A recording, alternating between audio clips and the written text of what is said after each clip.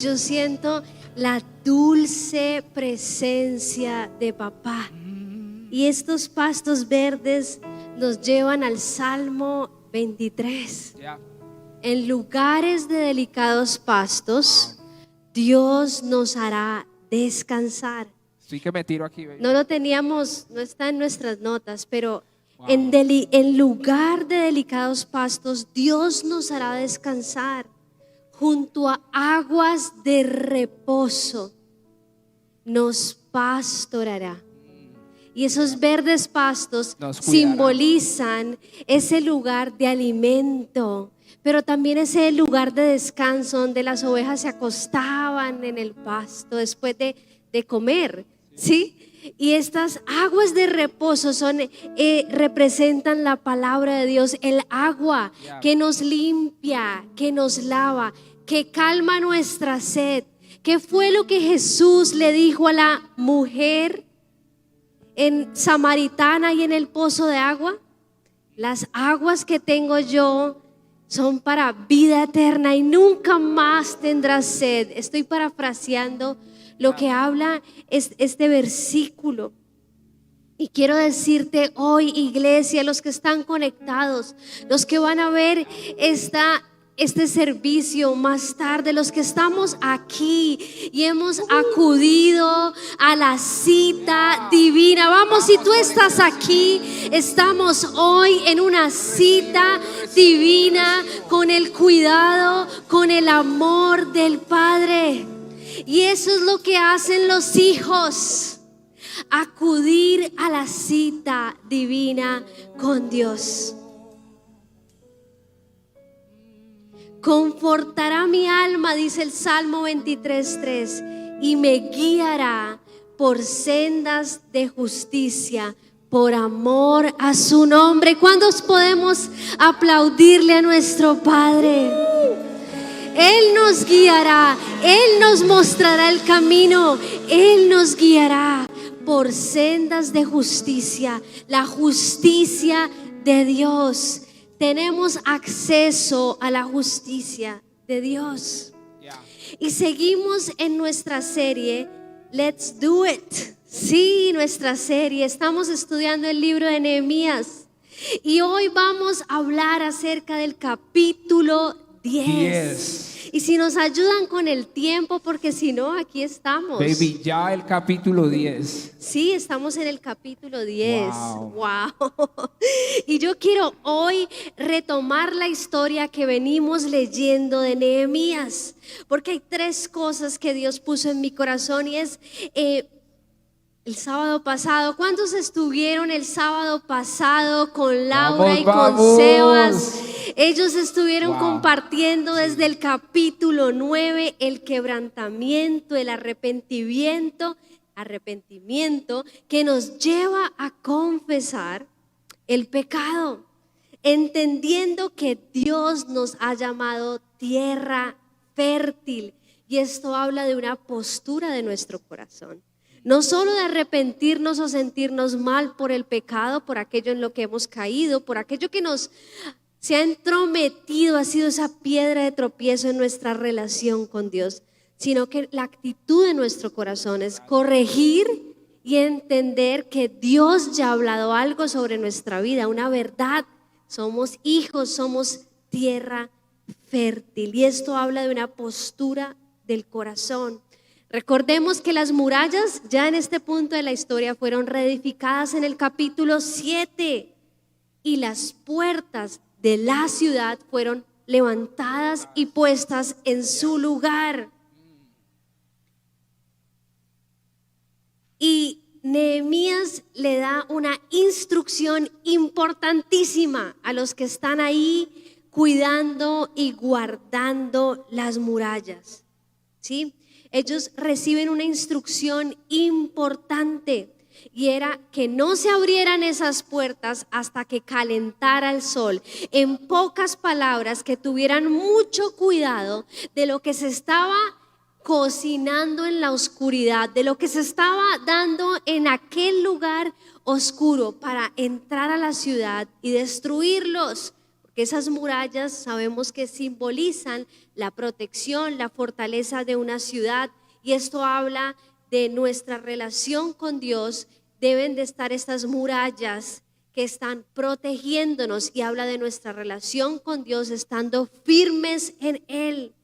Y estas palabras de Nehemías de tener cuidado con la oscuridad, de no abrir la puerta, de no abrir oportunidad en la oscuridad para que ellos fueran atacados, me lleva a que Dios nos está llamando a andar en la luz, a buscar la luz, y nuestro sol de justicia es Jesucristo.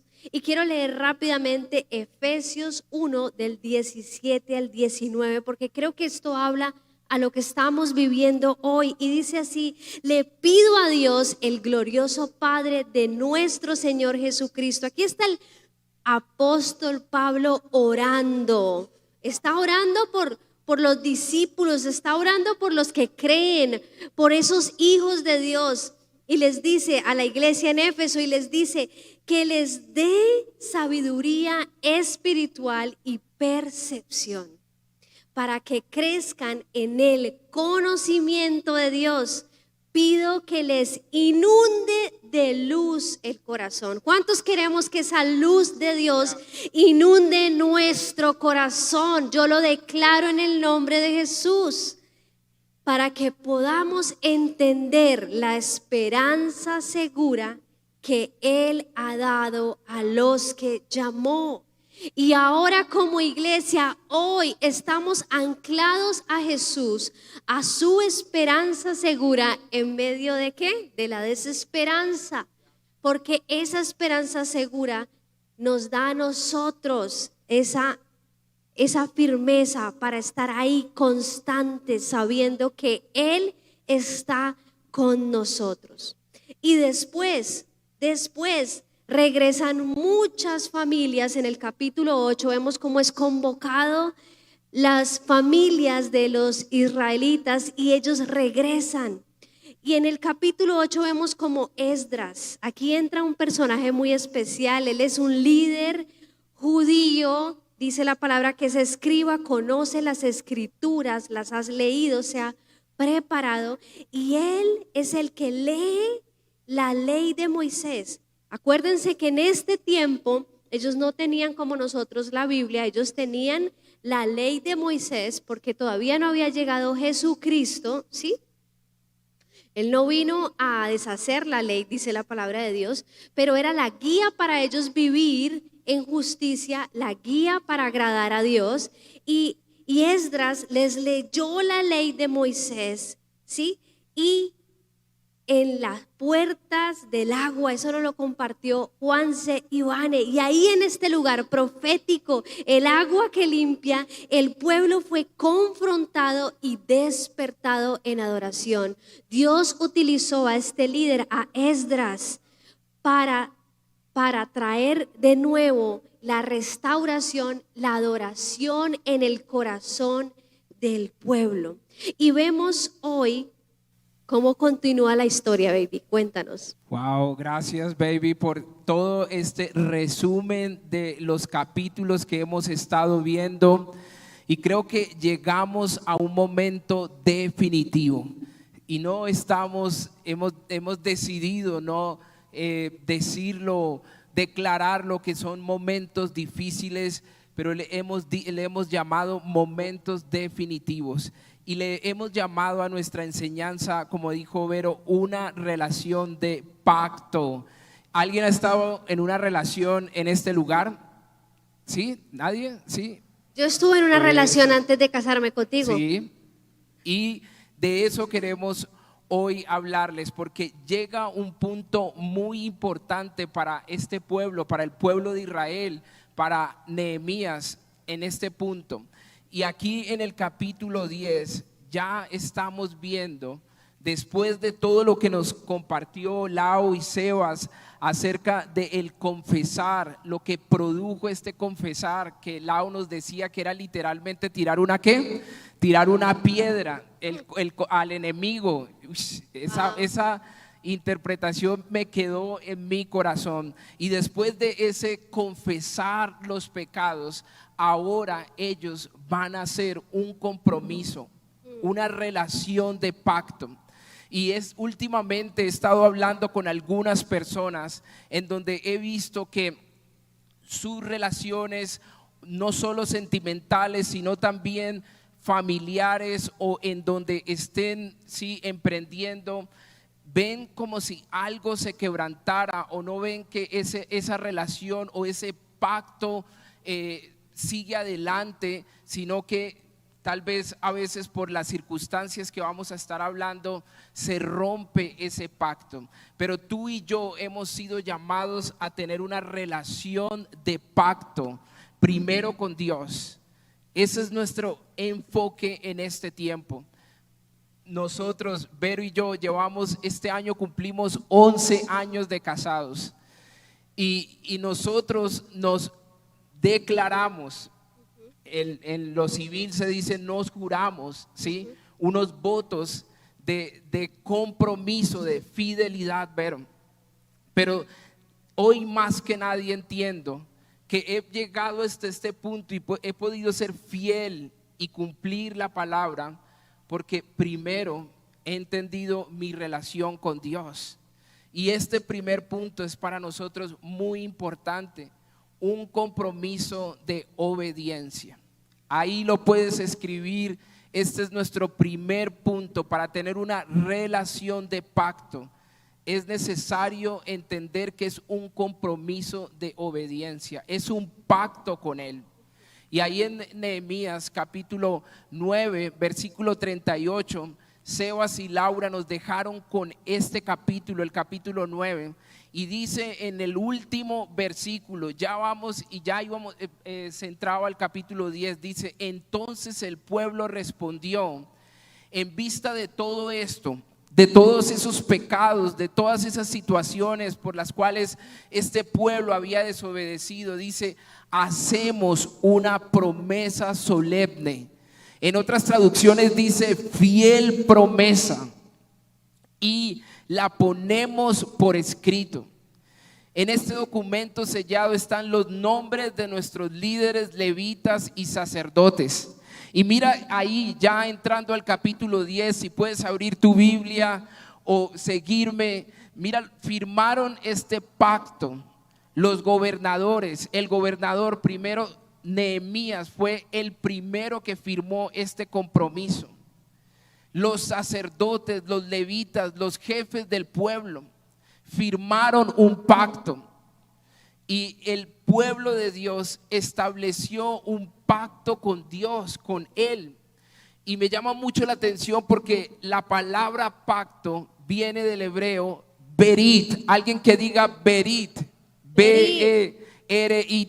Berit. Berito no, sino berit. Berit, que además significa alianza, convenio, acuerdo.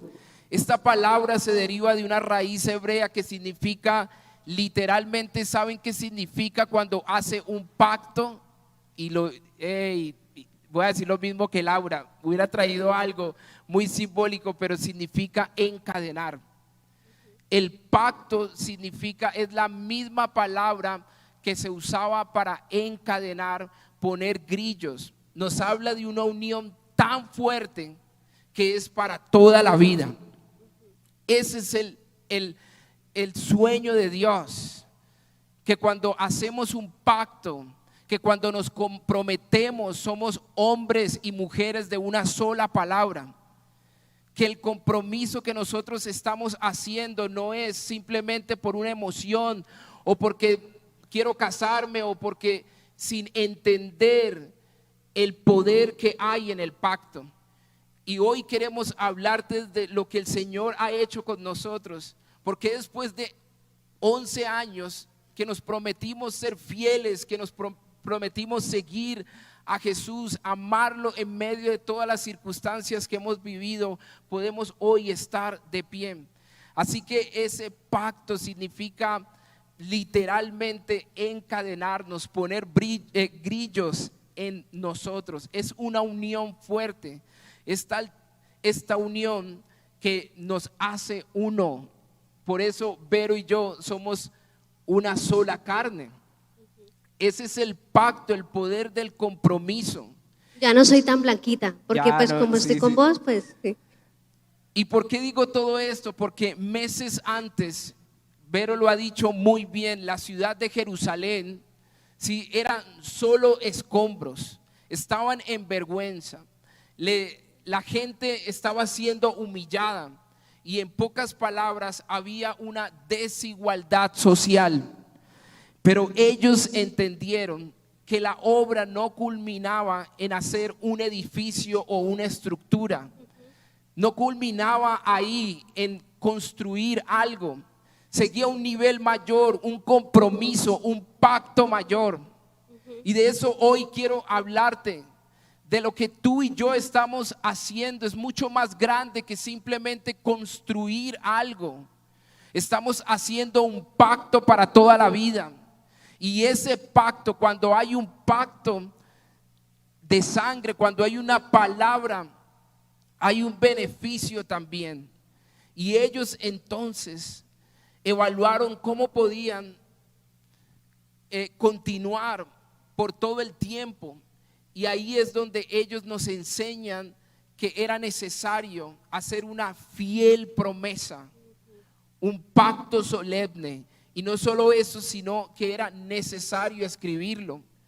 Pero ¿qué los llevó a firmar este pacto? Cuando fueron expuestos a la palabra. Y esto tocó sus corazones. Cuando tú y yo somos expuestos a la palabra verdaderamente, nos damos cuenta la necesidad que tenemos de Jesús. Ser expuestos a la palabra de Dios. Y esto toca nuestro corazón. Y esto lo puedes aplicar para todos los escenarios de tu vida, en tu relación sentimental. Antes de comprometerte con alguien, antes de iniciar algo, deja que la palabra de Dios confronte, toque tu corazón. Iba a decir, amor, que cuando somos expuestos a la palabra es como mirarnos a un espejo y ver ese reflejo del diseño de Dios para nuestra vida. Y en la puerta de las aguas que compartió en el capítulo 8 dice que ellos lloraron cuando Esdras empezó a leer la palabra. Ellos lloraban y lloraban porque era ver lo que Dios había estado ahí, que Dios había establecido un plan, que Dios le había dado un manual, pero ellos desobedecieron, se apartaron y por eso fue que vino la destrucción. Por eso es que ellos fueron exiliados, por eso perdieron el lugar y la tierra de la promesa. Sí, así es. ¿Y por qué les queremos decir esto tan importante? Porque a la hora de empezar una relación, tú debes asegurarte que el pacto se firma entre dos personas. Muchos de ustedes o muchas personas que he conocido han iniciado relaciones, han tomado pasos, pero la otra persona no ha tomado ese paso. Y entran en un compromiso, en un pacto, como dice, con esas cadenas, esos grilletes, y empieza a darse una situación en donde no hay una unión y se vuelve, en vez de poder caminar juntos, cuando hay desacuerdo, cada uno jala para su lado y para lo que le conviene. Pero cuando estamos unidos en un solo acuerdo, podemos avanzar juntos, sin atropellarnos los unos a los otros. Y esto simboliza también lo que Dios diseñó para el matrimonio, que hoy en día nuestra sociedad define el matrimonio de una forma muy diferente. Es como dos solteros viviendo juntos, usted paga esto, yo pago lo otro, yo tengo mis cosas aquí, tú tienes esto allá, y cada uno buscando un beneficio por su lado.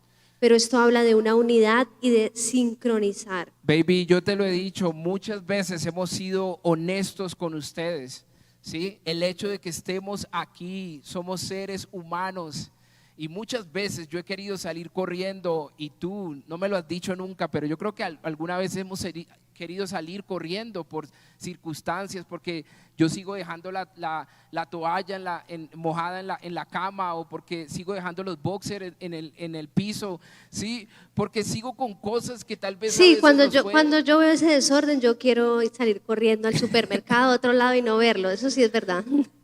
Y en otros casos es mucho mayor, situaciones complicadas en nuestras relaciones, pero ahí recordamos nuestro pacto con Dios. Ahí recordamos a lo que el Señor nos llamó. Cuando hacemos un pacto o un compromiso, debemos ser gente de una sola palabra.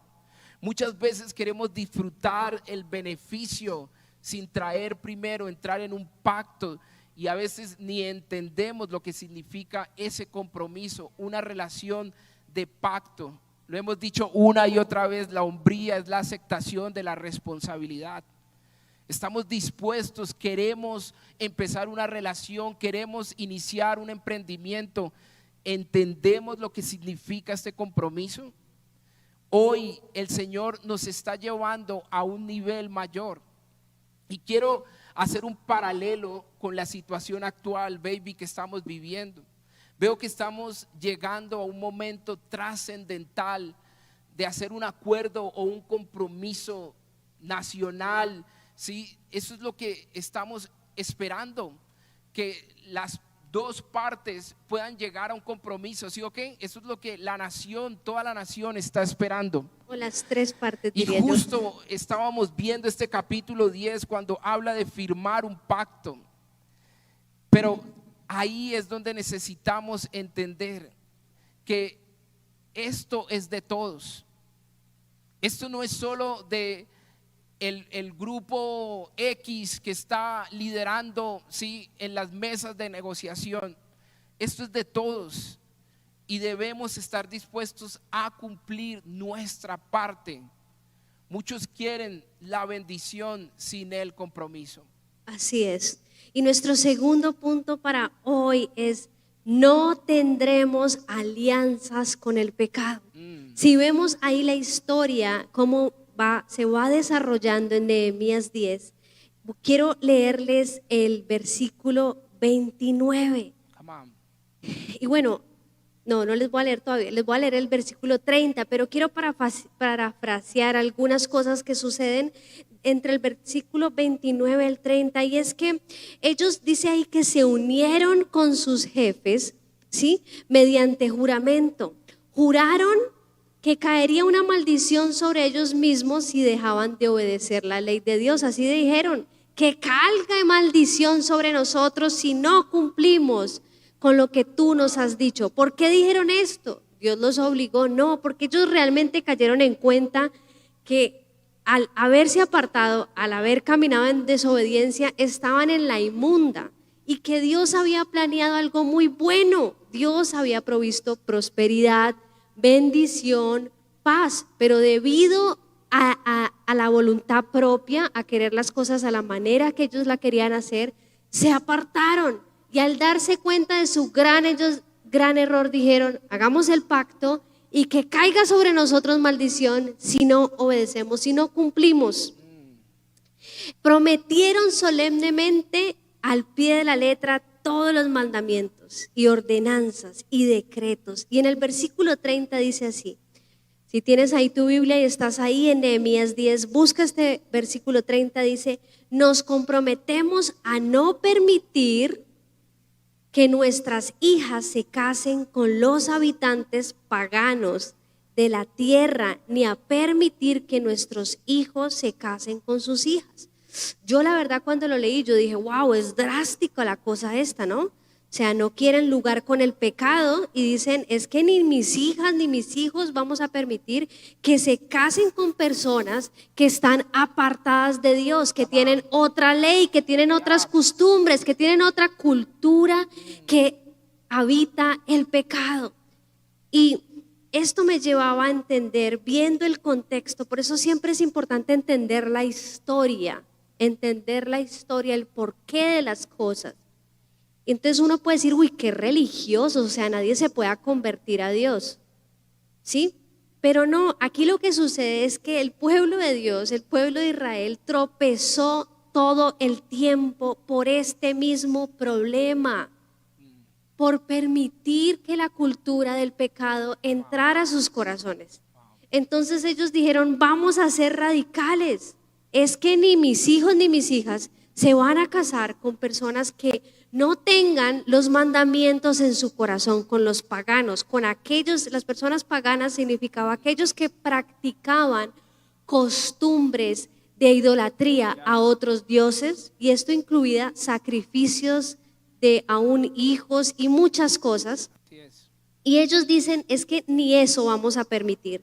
Y esto me habla a mí de que nosotros tenemos que aprender a que no podemos tener alianzas con la oscuridad. Queremos la bendición de Dios, pero si aún hay alianzas con cosas del mundo, con cultura que va en contra totalmente de lo que Dios está diciendo, entonces no esperes que llegue la bendición. Necesitamos cortar toda alianza que nos separa, que nos aleja de la verdad de Dios, del amor de Dios. ¿Para qué? Para que el pacto permanezca. Es como que si yo hago un pacto contigo, Pacho, y que voy a casarme contigo, tú eres mi esposo, pero entonces acostumbro a ver por internet otros hombres y wow, y yo no sé qué. Mis ojos tienen que estar puestos en ti porque yo hice pacto contigo, ¿sí? Entonces quiero leerte. Y ellos fueron radicales. ¿Por qué? Porque había idolatría. Hay esperanza, hombres, vamos. Había idolatría en las culturas paganas, había tiranía, celos, peleas, pecado sexual, abuso de poder, opresión al menos favorecido, la ley del hombre, ¿sí? Todo esto se movía en la cultura pagana. Esa palabra pagana, esto es lo que habla. Y en Romanos 12:2, Dios siempre me da la oportunidad de compartírselos. Yo creo que voy a escribir un libro acerca de esta porción, pero encontré una traducción nueva increíble. Ese es el versículo de Vero. Y va conforme a esto. Mira, hay una traducción que se llama The Passion Translation, está en inglés. Ya iniciaron a traducir la Biblia a español en esta traducción. Y Romanos 12:2, en esta traducción en inglés, yo hice la traducción a español, dice eso, por favor, dice esto, pon atención, dice, dejen de imitar las ideas y opiniones de la cultura alrededor de ustedes. Sean transformados, Conexión City, desde adentro por el Espíritu Santo, reformando totalmente cómo piensan. Esto les dará poder para discernir la voluntad de Dios mientras vivan una vida hermosa, satisfactoria y perfecta ante los ojos de Dios. ¡Wow! Esto es ser transformados en la manera en que pensamos. Que la cultura no defina la manera en que tú piensas.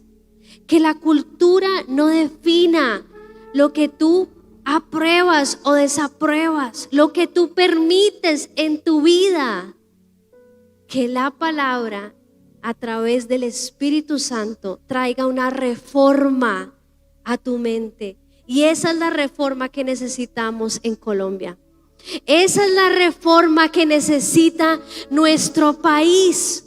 Pero lo que sucede es que la reforma inicia desde cada colombiano.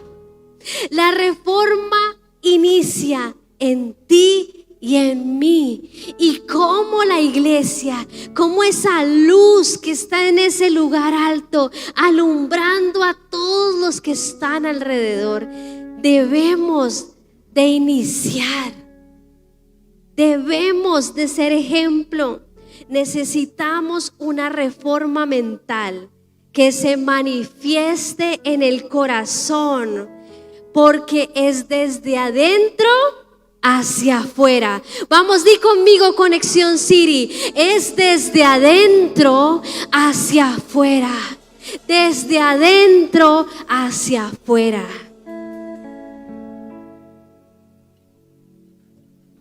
Yes.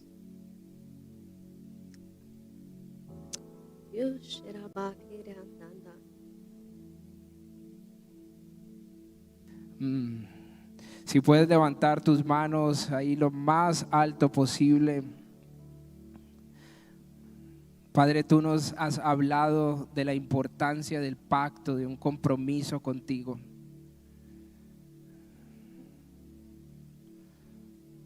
Y hoy nos posicionamos para firmar. Hoy nos posicionamos para hacer una fiel promesa contigo, Señor. Gracias, Padre. Gracias, Señor. Gracias, Dios. Y Padre, hoy renunciamos a toda alianza. Padre, hoy reconocemos nuestra debilidad. Hoy reconocemos nuestra tendencia. Y hoy te miramos a ti antes de mirar lo que queremos, lo que deseamos. Hoy nos arrepentimos. Dile, hoy yo me arrepiento.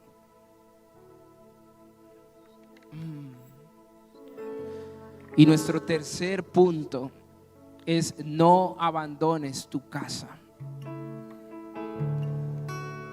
No abandones tu casa. Y en el compromiso que ellos hicieron ahí en el capítulo 10, vemos como ellos empiezan a nombrar todos los compromisos que quieren hacer, ¿sí? Y hablando de esos compromisos, después de hablar de no hacer alianzas, de no juntarse, de no permitir casarse con personas que iban a desviarlos del camino a obedecer, ellos empiezan a hablar cómo se comprometen con la casa de Dios, cómo se comprometen con el sustento de la casa. Y en Nehemías capítulo 10, versículo 35, dice: nos comprometemos a llevar cada año al templo del Señor la primera parte de toda cosecha, sea producto de la tierra o de nuestros árboles frutales. Se comprometieron como pueblo, comunidad, ¿sí?, a llevar a la casa de Dios los primeros frutos de su trabajo como agradecimiento, esas primicias, y también el 10% de su trabajo, o en este caso el diezmo. Y ahí está en el versículo 38 y en el 39. Mira lo que dice el versículo 39. Dice: porque a las cámaras del tesoro han de llevar los hijos de Israel y los hijos de Leví la ofrenda del grano, del vino, del aceite. Y allí estarán los utensilios del santuario y los sacerdotes que ministran, los porteros y los cantores. Y quiero que te pongas en pie, Conexión City, y tú que nos estás viendo allí también. Y mira lo que dice: y no abandonaremos la casa de nuestro Dios. Hoy es una noche de pacto. Hoy es una noche de reconciliación, Conexión City. Hoy se levantan las hijas y los hijos de pacto. Hoy, en el nombre de Jesús, yo declaro que tú eres una hija de pacto. Y por ende yo declaro que tú eres un hombre de pacto. Toda alianza, toda emoción, toda decisión emocional de hacer alianzas, de salir corriendo, de abandonar tu casa, de abandonar tu compromiso con el Señor, hoy en el nombre de Jesús somos reafirmados en Él. Y hoy es una noche de pacto. Hoy estamos reafirmando su pacto. Y Dios está hablándonos, iglesia. Hay algo que se está moviendo en la atmósfera y es un espíritu de división, y no sé si tú lo has visto, pero hay un espíritu de división que quiere tocar al cuerpo, a la iglesia, Para que no hagamos el pacto. para que no estemos en unidad, para dividir la iglesia de Jesucristo con maquinaciones y manipulaciones. Pero hoy tú y yo decidimos permanecer en ese lugar que Dios nos ha sembrado, entendiendo que la iglesia es cobertura, que es el lugar del alimento espiritual. Y por muchas cosas que podamos ver en las redes e información que entendemos a medias, y me incluyo, porque hay muchas cosas que solo vemos por encima, pero no sabemos realmente cómo son o por qué son. Que podamos estar parados en este tiempo con nuestra mirada en Dios para ser sensibles, para ser sabios y entendidos, y no dejarnos mover. No dejarnos mover del rebaño, no dejarnos sacar de la comunidad de donde estamos unidos, porque cuando viene el lobo, el que busca las ovejas que andan solas por ahí, las que están confundidas, y se las devora. Pero cuando las ovejas están unidas, cuando el rebaño está unida, estas ovejas representan a ti y a mí como iglesia, como esas ovejas de Dios, siendo Jesús el buen pastor. Cuando estamos unidos, cuando escuchamos la voz del pastor que nos llama y andamos en unidad, el enemigo no puede hacer de las suyas, porque nos guardamos la espalda los unos a los otros. Así que yo ahora, en el nombre de Jesús, yo rompo todo lente opaco, toda visión con obstrucción que quiera venir sobre tus ojos, todo velo de confusión, en el nombre de Jesús es quitado por el Espíritu Santo de Dios, y que nosotros podemos ver hacia Jesús, que nosotros podemos recibir sabiduría y entender que hemos sido sembrados, para dar fruto, y que tenemos que estar unidos como comunidad, como una sola iglesia, adorando, clamando, intercediendo.